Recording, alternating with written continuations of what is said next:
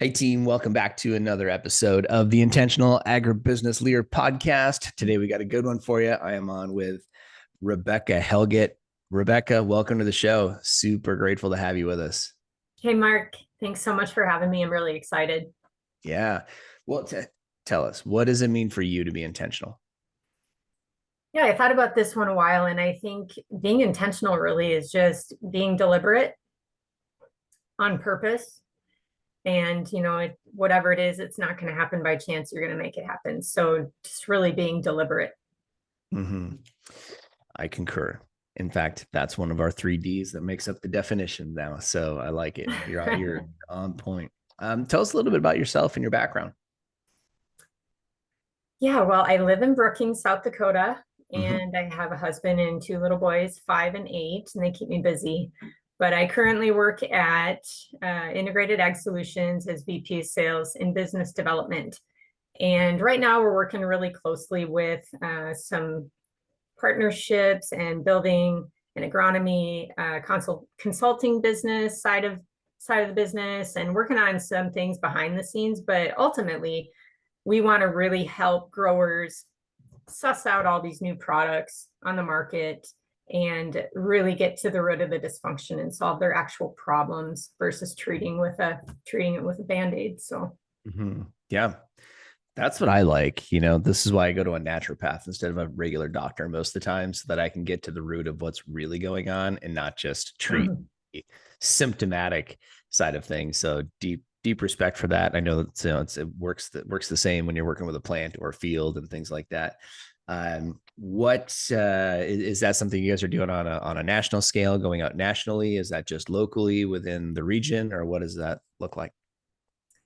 Yeah, right now we have a lot of local customers, but part of them bringing me on is my reach, and I do have a book of business around the U.S. So Mm-hmm. working with a dealership in Washington, Georgia, and really kind of putting stakes in the ground all over the place, if you will, and really just reaching out nationally. Just there is just so much noise out in the industry, and we just really strongly believe the technology is out there if we can help growers use the right, whether it's biological soil testing or SAP analysis, we can really get to the root of the problem Mm-hmm. and educate the grower on what's happening and why it's happening and how we can actually solve the dysfunction Sure. and think about farming like an infinite game Mm-hmm. versus let's win this season. Okay, now let's win this season, Mm-hmm. but thinking about it more as an infinite game and constantly evolving. Yeah. Yep. Absolutely. I love thinking about that way and thinking about life that way. I mean, being in business, just making it about business, right, can be challenging, right? We have our ups, downs, market cycles, prices are up, prices are down, interest rates are high, whatever. There's all the things that impact how we think about what should make us optimistic or not optimistic about the life. And when I finally really got comfortable being in at least in my case an owner, I realized like there we hit our goals, like we hit goals all the time. Then there's another goal. Yes. So right, like, well, okay, now what? I'm only in my early 40s, like I still got time, like I'm probably gonna do this for another 30 or 40 years. So really, it's for me now it's about being in the game. Yeah. Like Yep. that's I heard a really cool interview with the late Kobe Bryant, and somebody in the interview asked him, "Do you play to win or do you play to lose? Which one motivates you the most?" And he said, "Neither. I play to figure out the game." And that really changed for me when I heard that. Like, I mean, here's somebody who's like the best of the best, and where you can debate, who's the best, but was certainly among the top two Yes. in NBA history. So um, that was his mindset, right? It wasn't about necessarily just winning, although I'm sure he liked to win. It wasn't about not losing. I'm sure he didn't want to lose, but he played to figure out the game. Yeah. That's a different level of thinking. It's very different. Yeah. Very different. Yeah, absolutely. Cool. Well, you've been around a few different organizations and had your own enterprise and done some things. So I think this is going to be a very relevant conversation to many. But talk to us a little bit about what you've seen that's working around talent retention, attraction, those kind of things from your perspective. Yeah, yeah. So I traveled this week, so I had some time to think about these questions. And when I Mm-hmm. think about retention, it starts with the talent that you're attracting. And so it starts with hiring the right people out of the gates. And I think about, I worked for a company that had a script, if you will, Mm-hmm. to guide you through interviewing individuals. And there was a part of it that always kind of just rubbed me the wrong way because it said, sell the job. Mm-hmm. And I'm like, I don't want to sell the job. I want to tell them what the job is and what they can expect, even the things that really suck, because I still need you to perform when it sucks. Yeah. So at the time I was leading a team of inside sales reps, and I'd get into the interview and just, chit chat for a minute, and I would just straight up say, there's something I want to get out in the open right away. You're going to, in this position, be cold calling people for 5 to 6 hours a day. Mm-hmm. How do you feel about that? And it's in the job description already, right? Yeah. Yeah. But just saying it to them face to face, and I had a lot of people who were like, I don't want to do that. And it was like, well, okay, well, thanks for your time. Yeah. And that saved everybody a lot of time. And I just feel like we shouldn't be selling people jobs. If you start with that, then the expectation of the role may not be clear, and that will cause retention issues. And the other thing other than hiring the right people, of course, is understanding how they want to grow Mm-hmm. and develop. Because some people, I just want to make a bunch of money. Great. Then you're going to be motivated by a spiff. But for Mm. somebody else, like, I'm not personally motivated by spiffs. I want to win season after season. I don't want to win this month. Yeah. Yep. So you have to understand each person's motivations, and then that way you can keep developing them in that way.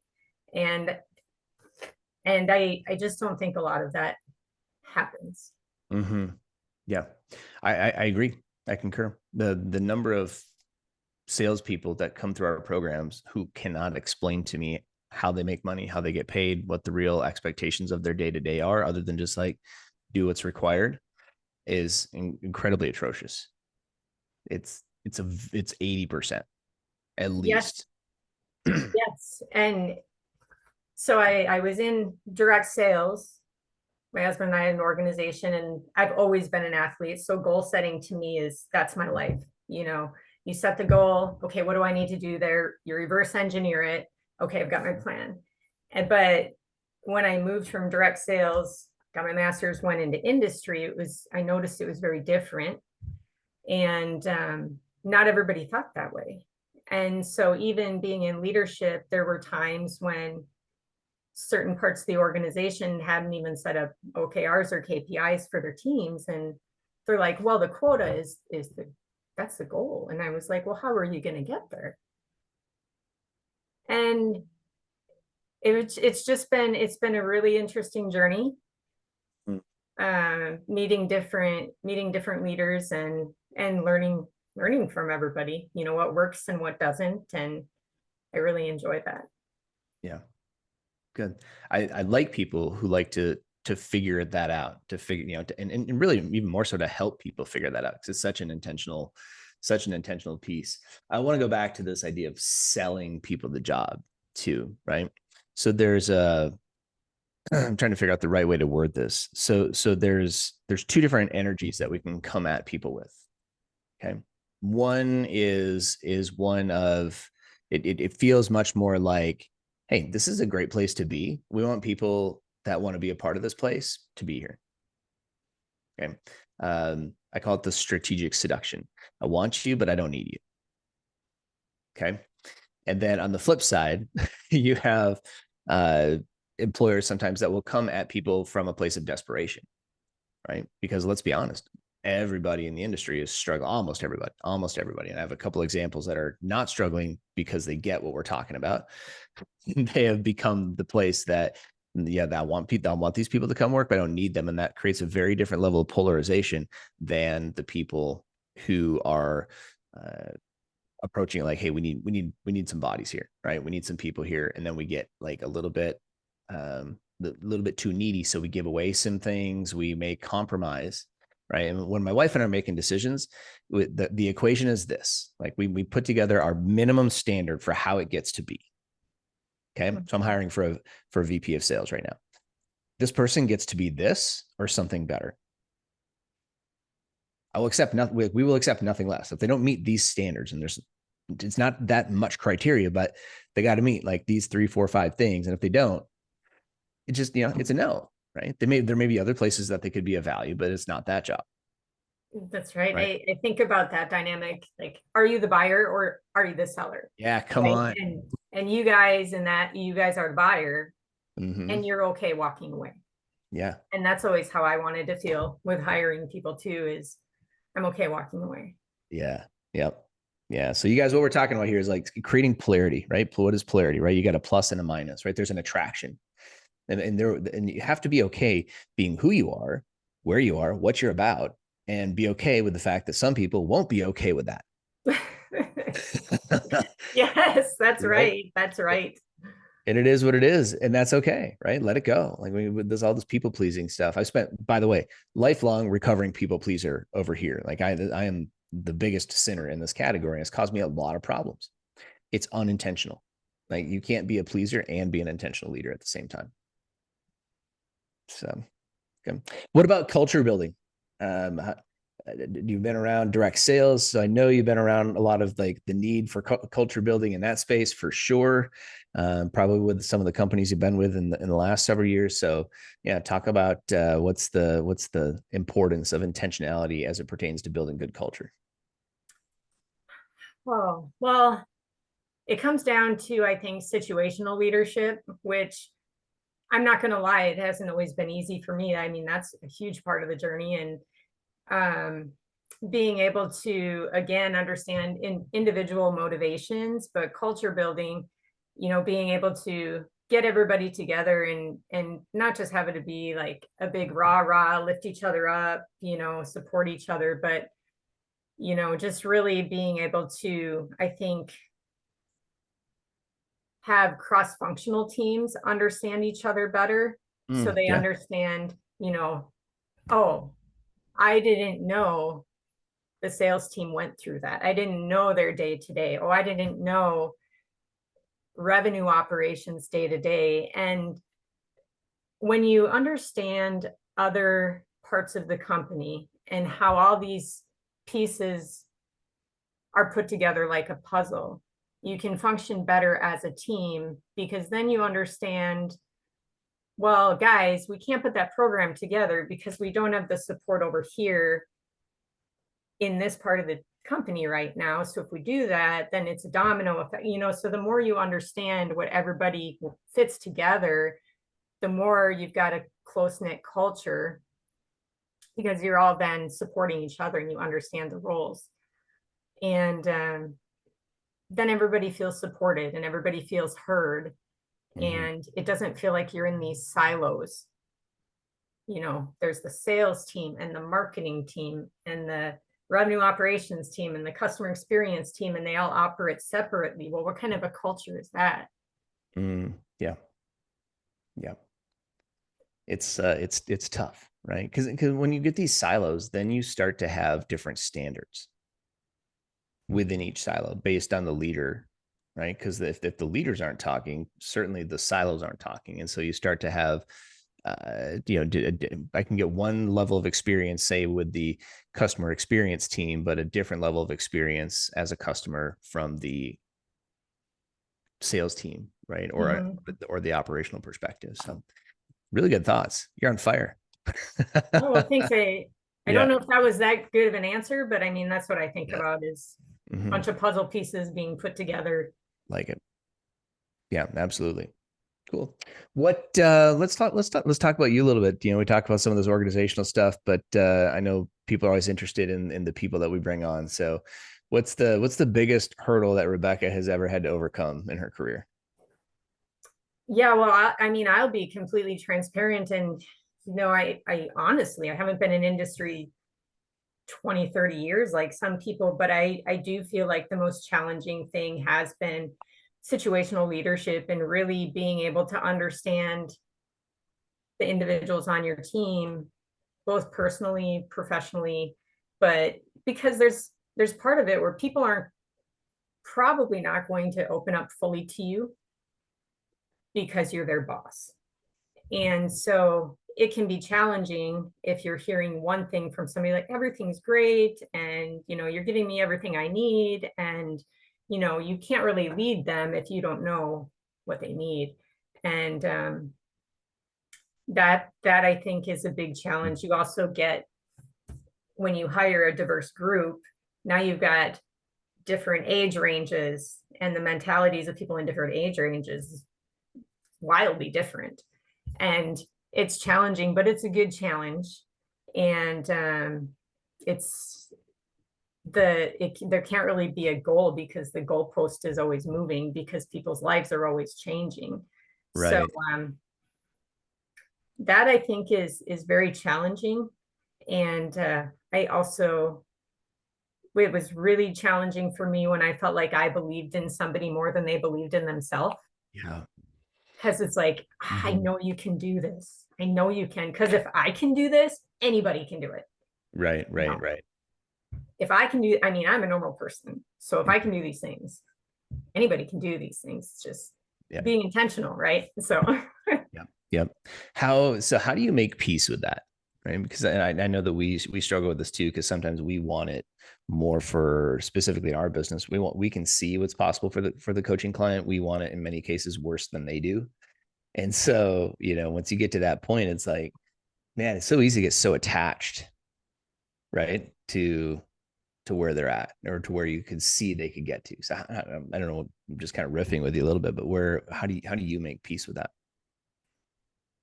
well, it can be frustrating at the time, but in hindsight, like I'm really reflective and think back on the journey in my life and where I've come from, and I think about my leaders who I know felt like that about me, but my belief in myself was just not there, and I Mm, yeah. wasn't putting the work in here, and I wasn't reading the books, and I wasn't listening to podcasts, and I wasn't thinking about my self-talk, and I wasn't doing those things. So you can't just, I know they can do it, but if someone's not doing the work on themselves, I mean, that's such a big piece of success.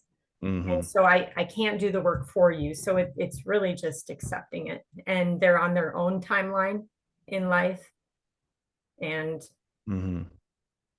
that's it, I guess, is just trying to accept it and think about where I came from. Like, well, they told me the same thing. And it took me how many years before I said, okay, I'm going to do it now. Yeah. It's just so challenging, right? To be in that leadership role, your responsibilities to develop that individual. And you sometimes they're just not ready. Right. Mm-hmm. So all right. So what has then been your biggest win as a leader? Yeah, well, so I'll try to not get emotional. I was thinking about this, and really something that I actually never envisioned happening is, people that I've led in the past that I'm still connected with. Mm-hmm. There's not just been one, but there's been two different individuals who have just told me, you changed my life Mm, by believing in me and by giving me a chance. And I never thought I would hear that. And it feels so good because I take leadership really seriously, and I want to be the leader that I would have wanted. mm-hmm. And I've had some awesome leaders, and I've had some leaders that I'm like, how did you get here? And I just, between coaches and leaders at work, I just kind of piece all those pieces, all the puzzle pieces together, and that's the leader that I think somebody should be. And so to hear that is very meaningful to me. So I encourage anybody who feels that way about any leader they have had, please tell them. Yeah.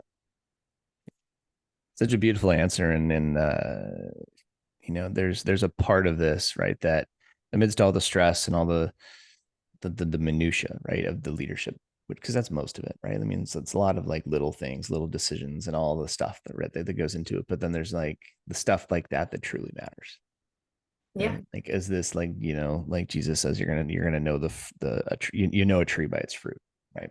So um, that's important because I'd love to see some good fruit left Mhm. behind. And sometimes as a leader, you just don't know. Yeah. You have no idea, what's going on with the fruit, that you've left behind sometimes, because that's not how it works in real life. So, that's good. It's cool to hear. So yes, you guys share that. So let's talk about that. Who has been somebody that you have admired the most over the course of your career?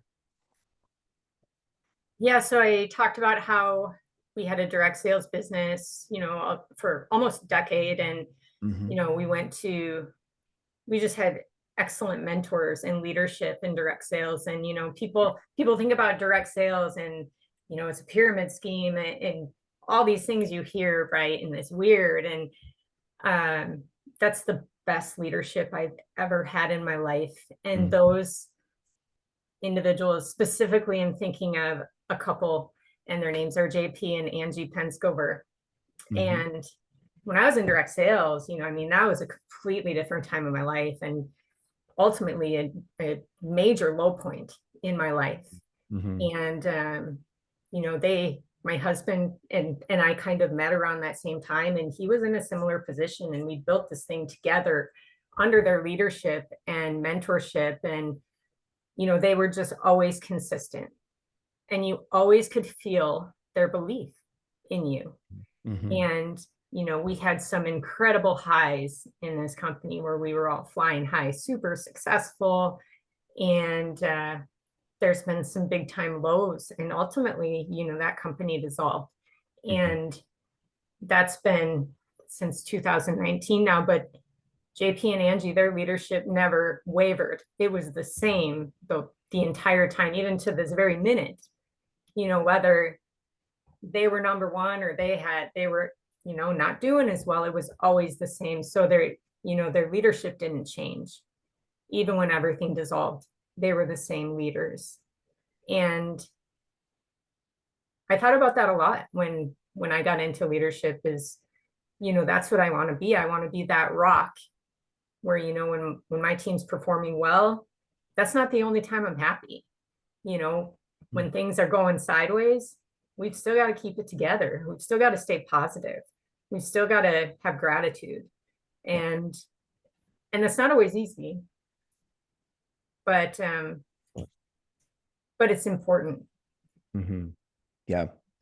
Well, great background and great story on those people in your life, and that's a lot of people give direct sales, multi-level marketing, whatever, a bad rap. I was involved for years and early on when I was first establishing this company, I had a little bit of that going on in the background still. And I'll say I mean, it was the one training ground that I was in that completely transformed my salesmanship, my ability to go in, deal with Yes. rejection, because the rejection is way higher there than anything I've experienced since then. Yes. you know, 100%. Yes. and I'll get like agronomy salespeople coming into the program, like, like what's your, what's your close rate? Like 30%. And I'm like, phenomenal. We can ride that into the Hall of Fame. Like, let's go. Right. And they're like, what do you mean? Like, that's 7 out of 10 getting, telling me no. I'm like, exactly. That's the ratio. That's what you're going to get. That's okay. And I don't play the numbers game when we do sales training anymore, but, it really becomes about dealing with the fact that some people are just going to say no, right? There's stiff competition and heavy competition out there, but I have a very different take. In fact, we play a game in our training program sometimes called um, uh, where we compete for the rejection. Okay. And so basically what the game is, the first person to say like 25 no's. It's called the go for no game. I almost lost the name for a minute. In the go for no game, right? If the first person to 25 rejections wins. But what happens in order to get 25 rejections, right? You're gonna have to ask at least probably 35 people. Hmm. So what happens on the way to asking those 25 to 35 people? You get some yeses. And Hmm. immediately what happens is, guys, you can do this with your teams. I encourage people to do this with their teams. If you have a sales team, and that's a big people, especially young people that are struggling with overcoming rejection. But I get just as many people over the age of 50 who have been getting rejected their whole life that still hate it. So, um, yeah. Anyway, it's a super intentional game, and the go for no contest works every single time because now all of a sudden they develop a positive association with the rejection as opposed to a negative association. Yeah, because the more no, you'll get to the yes quicker. Absolutely, and it's okay because sometimes it's not always a no forever, right? It's just a no today, and it's not really genuinely about you. And if That's you right. if you can get that, it's okay. Like that's Yeah, just part of being in the game. So yeah. yeah. All right. What we talked about books off the mic today, but what are some books or podcasts that you recommend? Sounds like you're a reader. I am a reader, and I probably get laughed at because I always say, "Hey, leaders are readers, and Mm-hmm. learners are earners." And yeah, so I live by those rules. But I had to think about this a while. So it depends on where you're at. But if I had to pick one, no matter where a person is at in their journey, I would have to say The Compound Effect by Darren Hardy. There you go. I like that. Why that book?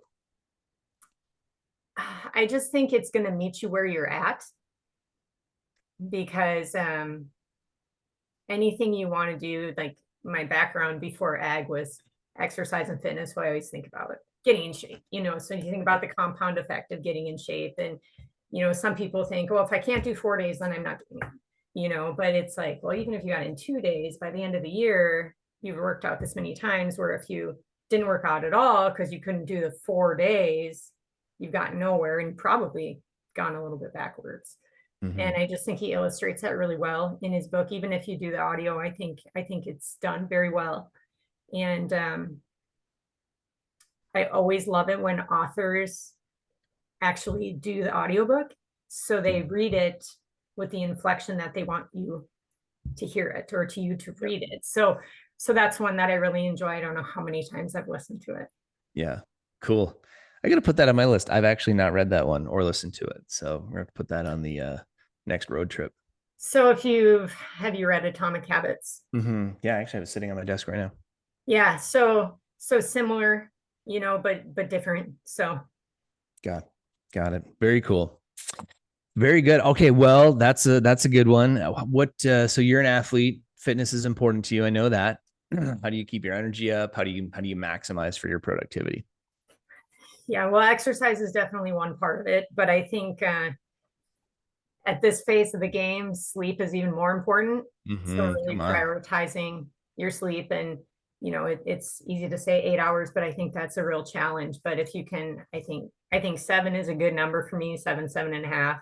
And I Mhm. really have to prioritize that, especially if I'm traveling and people want to after the show go out to dinner and then go out for drinks and I usually have a good night. And Mhm. I've got to go to bed. But a lot of that too has to do with I'm actually pretty introverted and I need some time to recharge before Mhm. bringing the game the next day too. Sure. Yeah, absolutely.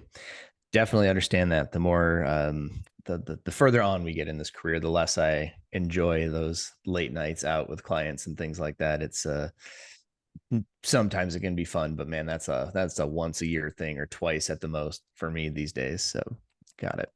What and by the way, thank you for hitting on sleep. I don't think enough of us hit on sleep. Sleep is really important. My wife has been preaching this to me now since we've been together over the last 5 years, and I have been sleeping more. That's funny. It's so important. In fact, I have a rule with myself that if I'm behind on sleep, I won't make any important decisions. Oh wow. Good for you. I won't do it.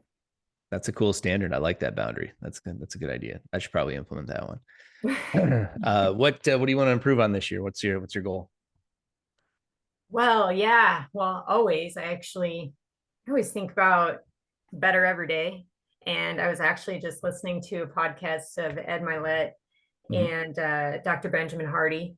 Oh yeah, They yeah. say, I'm not the same person I was at the beginning of this podcast, Right. Hmm. because of the takeaways. So really just continuing, constant growth and development, which is a very vague answer. So I'll narrow it down. Working at integrated ag and closely with some partners, bioag management, it's a different dynamic than I'm used to. I'm working with all owners. Hmm. And so it's different, and it's very different personalities than when you're in a sales org at a company, and it's all D's on they're all dominant. They've got the dominant character traits, and these, so it's a different dynamic. So really, again, learning how to work with different personalities and situational leadership. But so working on my situational leadership and learning those guys and how I can not just work with them and help them accomplish their goals with their business, Yep. but also help them to develop the way they want to. We can do that together. I like it. Great goal. Very clear. Very, very clear. More than most. All right. Well, last question then. So let's hit on this. How important do you find vulnerability in being able to create an intentional culture? I think it's important because people need to know, you're goal oriented, you're direct, but you're also a human. Mm-hmm. You're a human being, and it's important that no matter what role you're in, that whether you're the CEO, that your individual contributors know that they can come to you, and that you're a human being, number one, that you'll think of them as a human being, and what's best for them over, well, I just need you to hit your quota. That's what I need from you. Yeah. So I think really is just bringing the humanity back into it. And honestly, when I think about vulnerability and leadership, I just think it can really all be brought back to personal development. I mean, you can read all the business books you want, but if you're not working on you, you're lacking. You can only go so far with Mhm. textbook information. Yep. Yep.